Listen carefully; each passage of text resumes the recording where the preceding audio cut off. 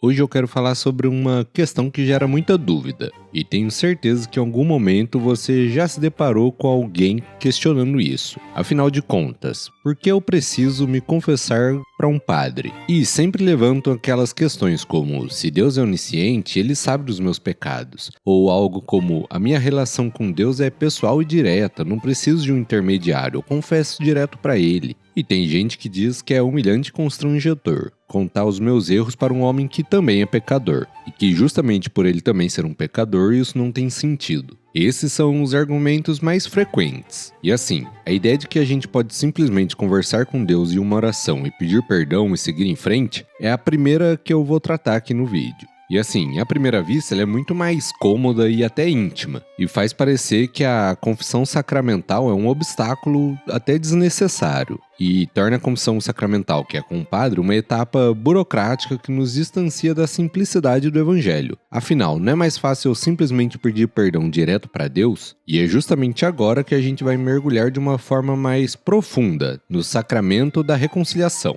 Acontece que quando a gente se convence que não precisamos de um padre para se confessar, o que realmente acontece muitas vezes é que a gente se torna juízes de nós mesmos. O nosso exame de consciência pode acabar sendo superficial. A gente tende a suavizar a culpa e justifica os nossos próprios erros. E as pessoas que costumam fazer isso, às vezes acabam caindo num erro grave de pensar algo mais ou menos assim: ah, mas não foi um erro tão grave assim. E aí, o que parecia ser uma liberdade de falar direto com Deus, na verdade nos aprisiona em uma teia total de auto-engano. Sem a confissão, corremos o risco de ficar presos nesse ciclo de erros e arrependimentos superficiais. A gente peca, pede perdão a Deus de um jeito genérico e sente aquela paz passageira, mas a ferida no coração, aquela culpa sutil, fica no fundo da alma, continua lá. A falta desse confronto honesto com a nossa própria miséria diante de uma outra pessoa nos impede de ter uma humildade verdadeira, o que é a raiz de toda virtude. E o que parecia ser a forma mais fácil, na verdade se torna um fardo mais pesado.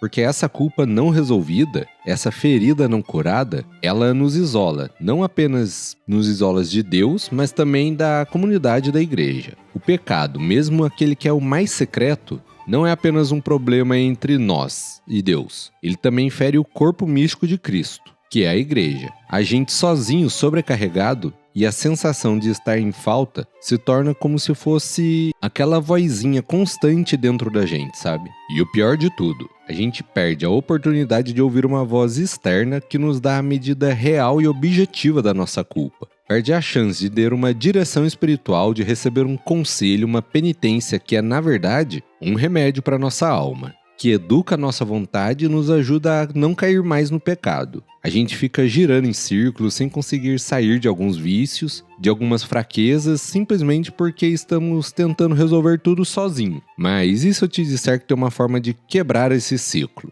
Uma forma correta de não apenas pedir perdão, mas de receber verdadeiramente o abraço do Pai, a cura da nossa alma e a restauração completa da comunhão com Deus e com a igreja. E a resposta, meu amigo, é bem óbvia na verdade. E ela é a confissão direta com o Padre. É a chave que Deus nos deu para que Ele mesmo possa entrar sem reservas na nossa vida. É o caminho que Ele mesmo instituiu com um propósito claro, que vai muito além do que a gente pode imaginar. Primeiro, a gente precisa entender o sacramento da penitência, a confissão. Ela não foi uma invenção da igreja, nem uma tradição humana. Ela foi um mandato explícito de Jesus Cristo após a sua ressurreição. Ele apareceu aos apóstolos, soprou sobre eles e disse: "Recebei o Espírito Santo. Aqueles a quem perdoastes os pecados serão perdoados. Aqueles a quem retiverstes serão retidos." E isso, ao contrário do que muita gente entende, não é um mero simbolismo. É a permissão de um poder objetivo, de uma autoridade real. Jesus não disse: "Eu perdoo os pecados de quem se arrepender." Ele disse claramente: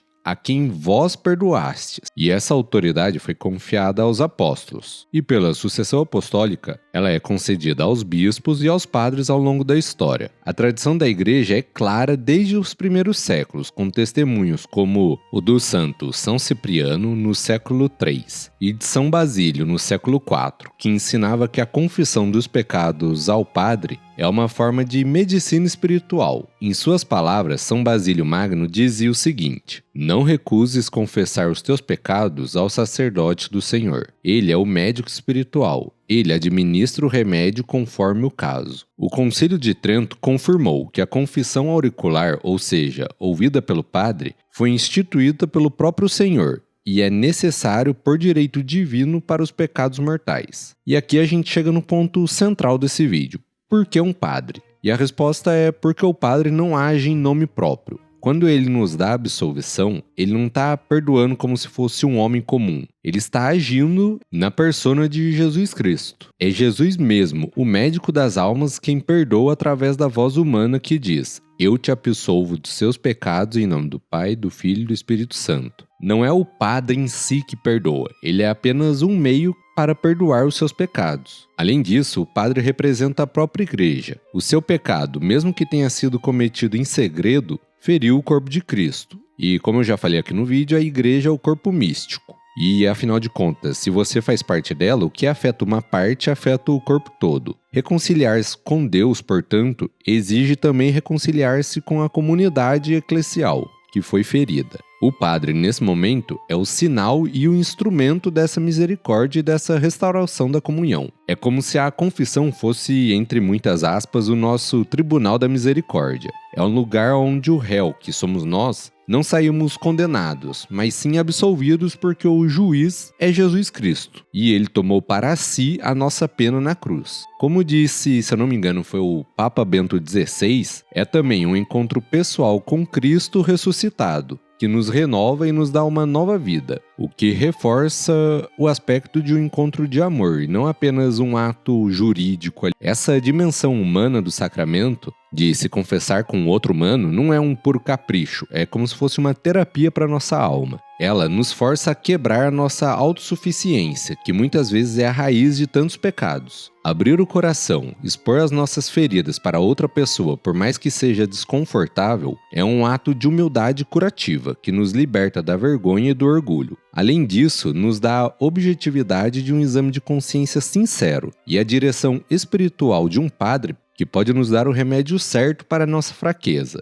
E se ainda assim você sente receio, lembre-se disso. O sigilo do sacramental é inviolável. O padre, sob pena de excomunhão, jamais, em hipótese alguma, pode revelar o que é dito no confessionário. Isso garante total segurança e confiança para quem está se confessando. E assim, eu nunca vi um padre que não levasse isso ao extremo, ao ponto de, assim, uma pessoa cometer um pecado que seja um crime, se essa pessoa confessar com o padre ainda assim não irá entregar essa pessoa, não vai poder fazer nada para essa pessoa. Mas então, você deve estar se perguntando o que acontece quando você se confessa com um padre. O que acontece é que você recebe a remissão da culpa e da pena eterna. Você se reconcilia com Deus e com a igreja e aumenta suas forças. É uma graça especial para não pecar mais. A igreja nos manda confessar nos nossos pecados graves, ou seja, os pecados mortais, pelo menos uma vez por ano. Mas assim, esse é o mínimo. O amor de verdade nos inspira a buscar a confissão frequente, mesmo quando são pecados à toa, assim, a fim de que quando a gente confesse, a gente cresça na graça para evitar eles. E vai por mim, quanto mais você confessa, menos você peca de novo. É importantíssimo a gente lembrar que a confissão não é como se fosse uma humilhação, mas sim um renascimento. No silêncio e no sigilo do confessionário, é como se estivesse repetindo o diálogo do filho pródigo e do pai. Você não precisa ter medo de expor suas feridas, pois onde abundou o pecado, superabundou a graça. É como se o padre estivesse emprestando ao próprio Cristo vivo a sua voz. E o resto, o perdão, a alegria, a paz que faz nas nossas vidas, é inteiramente obra daquele que te ama até o fim. E eu espero que esse vídeo possa ter te ajudado, pelo menos um pouco, a entender o porquê da importância de se confessar. E espero de verdade que você, se você não se confessa há mais de um ano, que você comece a ir. E se você já se confessou nesse ano, que busque ao menos aumentar a frequência. Então é isso, muito obrigado, que Deus te abençoe e tchau!